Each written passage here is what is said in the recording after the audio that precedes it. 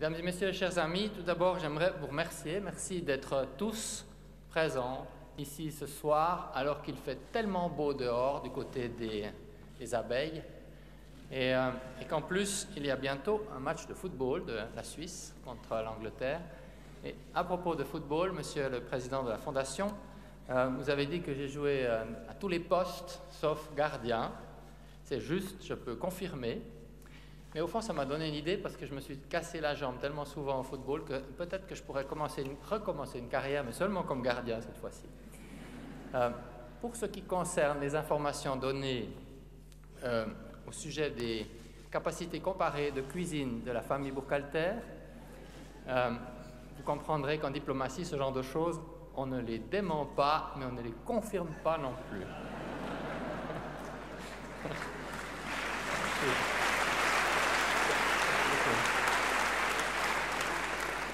J'aimerais aussi d'emblée vous dire le plaisir que nous avons d'être là, le plaisir qui est un plaisir un peu spécial, mais pas seulement à cause de cette cérémonie et de cette magnifique salle et des très belles chansons.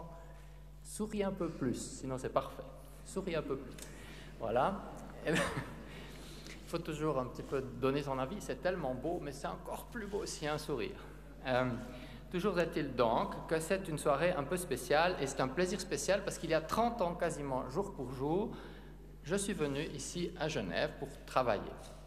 Ma future épouse, déjà si jeune à mes yeux à l'époque, est venue me rejoindre, sans savoir d'ailleurs un mot de français, comme quoi les langues, ça s'apprend si on veut. Et nous avions une petite chambre, centre de la ville, avec en face un établissement public qui fermait à minuit, et à droite un qui fermait à 2 heures, et à gauche un qui fermait à 4 heures, ce qui fait que nous fermions jamais les yeux. Nous l'avons vécu très bien, comme un point de départ. C'était en fait un cadeau de la vie, l'un de ces vrais cadeaux qui n'ont pas de prix. Et si Genève fut un cadeau dans notre vie, cette cité, c'est un don. C'est un don pour la Suisse, c'est un don pour le monde. En particulier depuis un 22 août, il y a quelques jours, et 150 ans, c'était en 1864, lorsque les délégués de 12 pays, dont la France, qui nous est si proche, lorsqu'elle le veut, elle aussi, eh bien, c'était en 1864 que ces 12 pays signèrent la première convention de Genève, mesdames et messieurs, à l'issue d'une conférence imaginée par Henri Dunant, présidée par le général Dufour et réunie par le Conseil fédéral. Et oui, ce 22 août 1864, à l'Hôtel de Ville de Genève, est né le droit international humanitaire. Depuis lors, Genève donne une autre couleur à l'humanité en faisant rayonner sur elle la lumière, cette source de lumière, comme disaient tout à l'heure les jeunes femmes qui se sont exprimées, sur elle la lumière de l'humanitaire, cette lumière si pure, au fond, que vous avez vraiment l'impression qu'elle semble éteindre les bruits, comme lorsque le soleil se met à éclairer les montagnes très tôt le matin. Peut-être est-ce d'ailleurs pour cela qu'à l'occasion de ce 150e anniversaire, nous avons écrit, voici quelques jours, au canton du Valais et à la commune de Zermatt, pour leur proposer, non pas de déplacer les montagnes, mais d'en rebaptiser une, parce qu'il y en a une qui s'appelle là-bas l'Ostspitze, ce qui n'est pas très romantique, vous en conviendrez, et elle est située à 4632 mètres dans le Mont Rose, non loin du sommet de la Suisse. Quel beau symbole ce serait que de nommer le deuxième plus haut point de Suisse et de réunir ainsi au sommet de nos valeurs comme de nos montagnes les cofondateurs de la Croix-Rouge avec, à côté de la pointe du Four, à une altitude quasiment identique, la pointe du Nant. On verra si ça marche, mais c'est en route.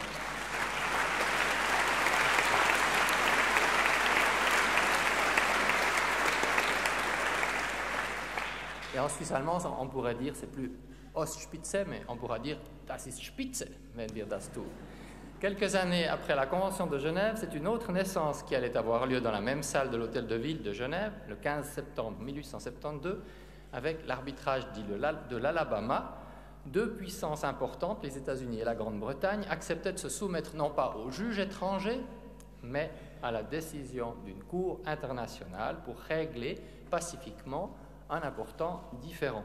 Cette décision exceptionnelle ouvrait la voie à un nouveau type de relation entre les États, basée sur le droit et non plus sur la force. Une évolution faite de sagesse qui permet le développement du droit international public tel que nous le connaissons aujourd'hui, Depuis lors, Genève donne là aussi une autre couleur au monde en faisant rayonner sur elle la lumière du droit et de la paix, cette autre lumière si pure qu'elle devrait là éteindre les souffrances. Elle devrait, parce qu'elle n'y arrive pas encore vraiment. Au fil des ans, de nombreux autres combats vinrent s'ajouter au catalogue des vertus qui irriguent le cœur de Genève pour les droits de l'homme, pour la santé, pour le développement, pour l'environnement, les conditions de travail, le commerce, pour les communications et dans bien d'autres domaines qui marquent de leur empreinte l'évolution du monde entier et la vie de chacun de nous au quotidien. Il suffit de regarder défiler les images du passé pour voir que la Confédération suisse a vite compris le don de Genève. Elle s'est engagée fortement, de longue date, pour déployer les ailes internationales de cette ville, de Giuseppe Motta et Félix Calander au temps de la Société des Nations, à Max Petitpierre ou Willy Spuler, en passant par Friedrich Traugott-Wallen notamment, des conseillers fédéraux. Des conseillers fédéraux venus de toutes les régions du pays, de toutes les régions linguistiques en particulier, et de tous les partis ont compris, avec d'autres, que Genève est réellement un don pour le monde, pour la Suisse, un atout exceptionnel pour défendre ses intérêts et porter haut ses valeurs, ce qui souvent d'ailleurs est la même chose, porter haut des valeurs aussi haut que ces belles montagnes. Et ils ont saisi le sens d'une histoire à écrire à l'encre qui ne sèche jamais, mesdames et messieurs. Si Genève est un don, c'est surtout pour les générations suivantes. C'est pour vous. C'est pour ça qu'il faut sourire. Voilà. Alors, si Genève est un don, c'est pour les générations suivantes parce qu'on construit, ou on essaye, en tout cas, un monde meilleur. On revendique au fond la jeunesse. On revendique la jeunesse et on refuse l'amertume. Nous sommes tous les successeurs de ces pionniers-là. Ce soir, nous devons être reconnaissants de leur travail, de leur vision. Ils furent, comme on dit à Neuchâtel, dans l'hymne neuchâtelois, les bons travailleurs qui, pour les autres, ensemencent. Et on peut dire cela au moment où l'on célèbre en effet les 200 ans de l'adhésion simultanée des 3 cantons de Genève, de Neuchâtel et du Valais à la Confédération. Nos prédécesseurs ont donc créé, ils ont fait croître, ils ont fait prospérer le rôle international de Genève, cette lumière de Genève. Aujourd'hui, il nous appartient d'en prendre soin, mais il faut faire plus encore. Nous devons anticiper, mesdames et messieurs, préparer l'avenir, mettre en place les conditions pour que Genève reste un don, demain aussi un don pour les vagues incessantes de la jeunesse. Je suis heureux que la Fondation pour Genève ait décidé de remettre ce prix 2014 au fond à la Confédération suisse. Une confédération que j'ai l'honneur de représenter cette année dans la fonction présidentielle, mais c'est une fonction qui appelle à beaucoup de modestie, Dieu soit loué. À peine entamée, la voilà en train de filer, un peu comme un train que l'on regarde sur un quai de gare. Ah, visiblement, vous êtes tous abonnés à Twitter. Mais ce train, ce quai de gare, cette image, on pourrait l'imaginer d'ailleurs aussi sans photographe et sans Twitter. Revenons à Genève, mesdames et messieurs. Le quai de gare de Neuchâtel étant beaucoup trop connu mondialement, je n'ai plus besoin de lui faire de la publicité. Ce prix, je l'accepte, mais si je l'accepte et si je le prends avec moi, je ne le prends pas pour moi. J'aimerais faire comme mes prédécesseurs et regarder précisément l'avenir, les prochaines vagues qui n'ont pas encore déferlé, mais qui ne sauraient tarder, et dédier cette reconnaissance aux générations futures, à la jeunesse, au fond, qui est dans nos cœurs. La jeunesse, parlons-en, ou plutôt laissons-la parler. On l'a laissé parler ce soir, d'ores et déjà, et chanter. Elle vient de s'exprimer par la voix de Simone et Nina avec ce charmant accent qui dévoile aux origines alémaniques. On va faire un petit test, on va travailler à New York, si vous êtes là aussi, sur, comment on dit, Genève, pas Genève. Mais à part ça, c'était parfait. Donc là, tous les petits détails. C'est le problème des Neuchâtelois. On aime faire les montres, alors on est tout le temps à regarder les petits détails. Voilà. En tout cas, vos origines alémaniques, on les a tout à fait comprises et appréciées, parce que je trouve que c'est tellement beau d'entendre ainsi parler le français avec l'accent alémanique ici à Genève, pour montrer à quel point la Genève, c'est la Suisse. Merci de vos propos, merci d'être là, tout simplement. Vous représentez la jeunesse suisse auprès des Nations Unies, ensemble avec Damian Vogt, qui est aussi présent ce soir, et qui m'accompagnera dans quelques jours à New York à l'occasion de l'ouverture de la 69e Assemblée générale de l'ONU. La jeunesse, elle est aussi partout dans cette salle. D'abord parce que nous avons invité les missions permanentes à venir représenter ce soir également par leurs plus jeunes collaboratrices ou collaborateurs. Merci d'ailleurs à tous ceux qui auront joué le jeu. Et des missions qui sont de plus en plus nombreuses à Genève. Nous visons l'universalité. Bienvenue à Fidji, la dernière d'entre elles, et bienvenue bientôt à d'autres encore qui se rapprochent. La jeunesse ensuite, c'est aussi celle qui nous a accompagnés en musique lors de cette belle soirée. Merci beaucoup et merci encore de chanter tout à l'heure. Merci de votre don à vous aussi, de votre talent. La jeunesse enfin, elle est nichée dans le cœur de chacun de nous, de vous, sans se préoccuper de l'âge, le moins du monde, car elle est au cœur de l'action des nations, le cœur de l'action des organisations et ONG réunies à Genève. Mesdames et messieurs, les efforts conjugués au présent pour renforcer Genève résultent au fond d'un travail d'équipe, ce qui est fait notamment au département fédéral des Affaires étrangères, dont je remercie chaleureusement les collaborateurs, mais c'est aussi un travail porté par les acteurs internationaux présents ici, qui font vivre Genève, qui la développent. J'aimerais exprimer ma gratitude à notre hôte de ce soir, les Nations Unies. Je pense en particulier à votre travail, Monsieur le Directeur Général, et à votre équipe.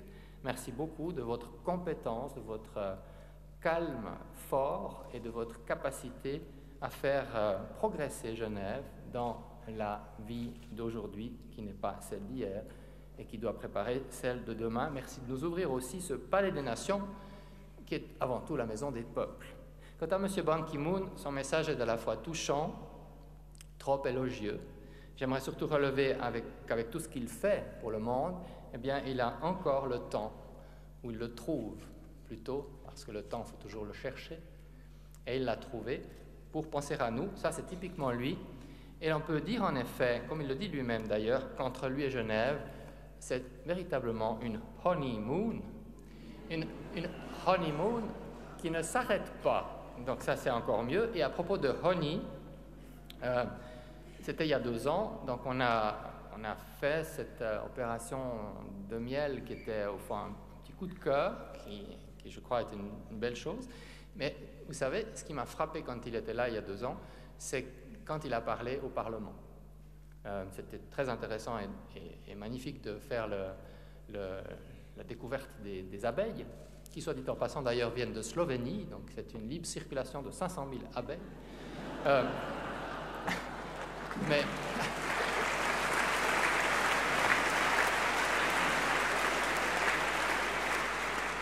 Mais toujours est-il que lorsqu'il a parlé au Parlement, il s'est exprimé aussi en romanche et en suisse allemand.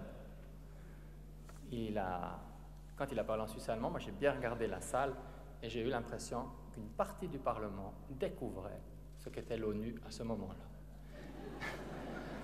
Voilà. Enfin, le présent de Genève et la préparation de son avenir, c'est aussi un travail d'équipe suisse, pas celle du football de tout à l'heure, mais une équipe suisse qui se base sur une relation de confiance, une forte volonté politique commune que la Confédération partage avec la ville de Genève et avec le canton de Genève, République et canton. Ainsi, la Suisse montre qu'elle sait partager le pouvoir. Et ce n'est pas le cas partout dans ce monde, mais en Suisse, on sait partager le pouvoir pour multiplier le potentiel en faveur du peuple. Partager, ce n'est pas affaiblir. Partager, c'est au contraire responsabiliser et renforcer. Et au moment où Genève remercie la Suisse de son engagement, on pourrait imaginer d'ailleurs que nous devrions peut-être créer un prix miroir, celui d'une fondation pour la Suisse, qui permettrait au pays de remercier Genève, d'être ce don, cette volonté et cet atout. Car au fond, l'esprit de Genève, mesdames et messieurs, ce sens de responsabilité envers l'humanité, cette essence de volonté, cette science d'indépendance et d'ouverture au monde, cette conscience de solidarité avec les plus faibles et de foi dans le progrès humain, ce dense amour de la liberté et du droit, tout cela, toute cette danse de valeurs est devenue peu à peu l'esprit de la Suisse. Mesdames et messieurs, si Genève est une orientation pour l'avenir, nous ne devons jamais perdre le passé. Nous ne devons pas l'oublier. Cet été, le monde commémore. Il commémore beaucoup. Il devrait se souvenir autant. Fin juillet marquait les 100 ans des débuts du premier conflit mondial. Cette guerre a engendré des millions de morts, d'innombrables drames, des atrocités. Et elle a aussi souligné la nécessité d'établir un endroit dans ce monde où les nations puissent se rencontrer, des mécanismes pour leur permettre de se concerter et régler leurs différends pacifiquement. Pourquoi pas pourquoi pas finalement un tel endroit, un lieu pour se parler, tout simplement, mais pour se parler sincèrement.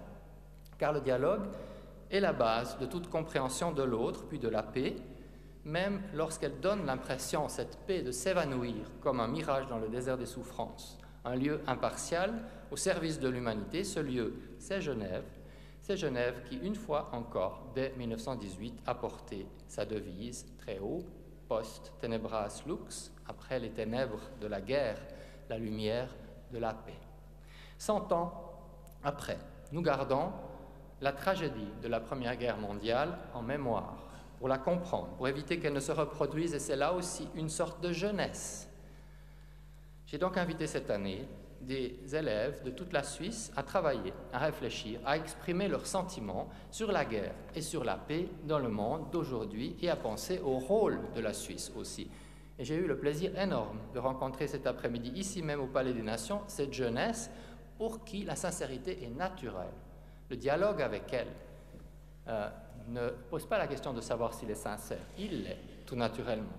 Ces élèves venus de toute la Suisse ont pu découvrir aujourd'hui le travail de l'ONU, le travail du CICR aussi, la valeur ajoutée de Genève. Avec les 3 classes qui vont gagner le concours, nous ferons un vrai travail de mémoire. Nous nous rendrons cet automne à Ypres, une ville qui n'est au fond plus vraiment comme les autres parce qu'elle est devenue soudainement un champ de bataille, une cité martyre, un témoin séculaire dans une Belgique qui était neutre.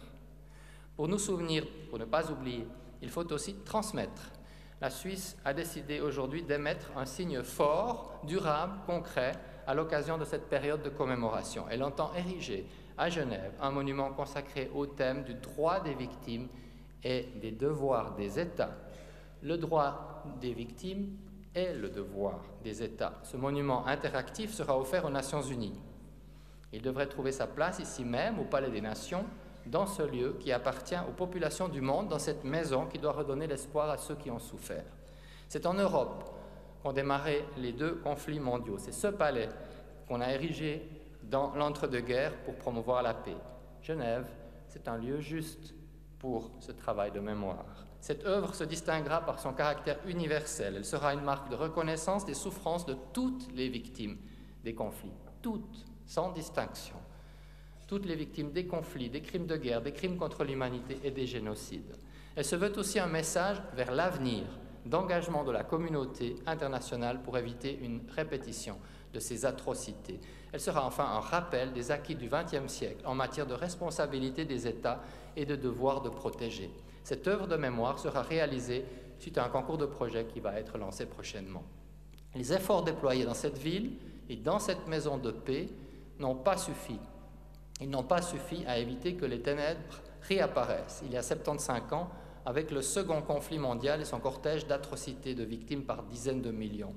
À la suite de ce nouveau cataclysme, il fallait que la lumière de Genève retrouve sa force et son flamboiement. Au cours de la seconde moitié du XXe siècle, Genève est devenue le premier centre de gouvernance mondiale.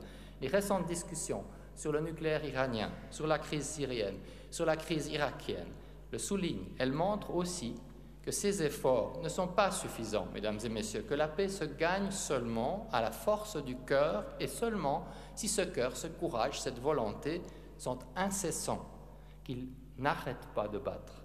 Genève s'est développée, elle a atteint une notoriété si forte que le monde est convaincu qu'elle est la capitale de la Suisse, ce qui d'ailleurs ne dérange pas du tout du côté de Berne, au bord de l'Aar, c'est la l'Aar de la Suisse. En revanche, ici à Genève, il y a parfois des interrogations surprenantes. Par exemple, peut-on vouloir se battre pour Genève en n'étant pas genevois? Bon, et c'est tout simplement possible. C'est tout simplement imaginable. C'est toute la Suisse, d'où qu'on vienne, qui peut ressentir l'importance du rôle de Genève pour tout le pays et pour le monde. Le rôle de Genève qui est d'ailleurs lardé d'un tas de choses importantes, puisque je dois reprendre l'expression qu'a utilisée François tout à l'heure en fonction des spécialités culinaires neuchâteloises.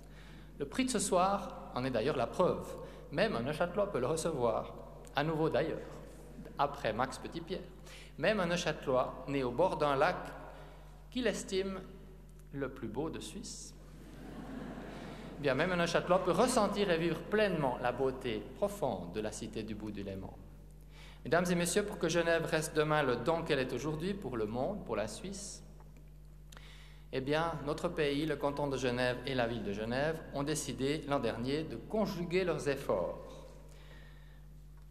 Pour cela, d'ailleurs, vous savez, la Confédération serait même prête à faire une médiation entre le canton et la ville.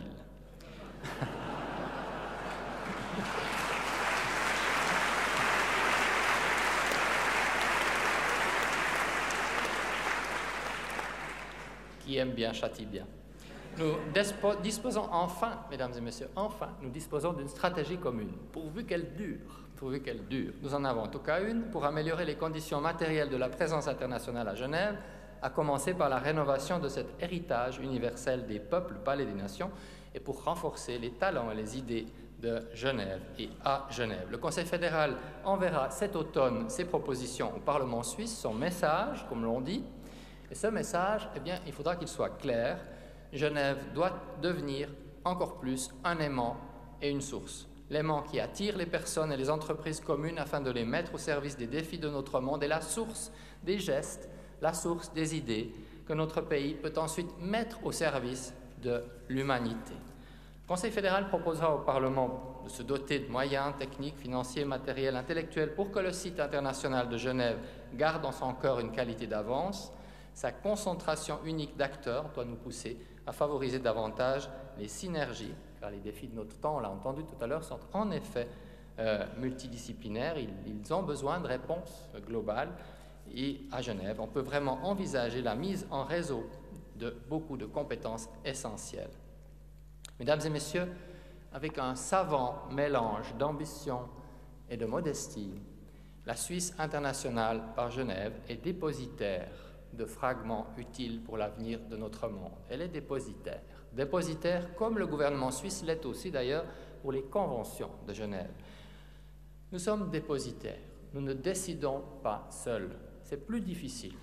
Nous consultons, nous facilitons et nous tentons de convaincre. C'est ce que nous voudrions tant convaincre en ce moment au sujet d'une réunion des hautes parties contractantes à la 4e Convention de Genève pour renforcer le respect du droit international humanitaire. Les tâches du monde sont encore bien lourdes et vraisemblablement sans fin, mais Genève est véritablement dépositaire de ces fragments utiles pour l'avenir du monde à construire ensemble pour lutter contre les ravages de la pauvreté, pour contrer de terribles épidémies, pour plus de justice à l'égard des peuples et pour faire triompher la paix.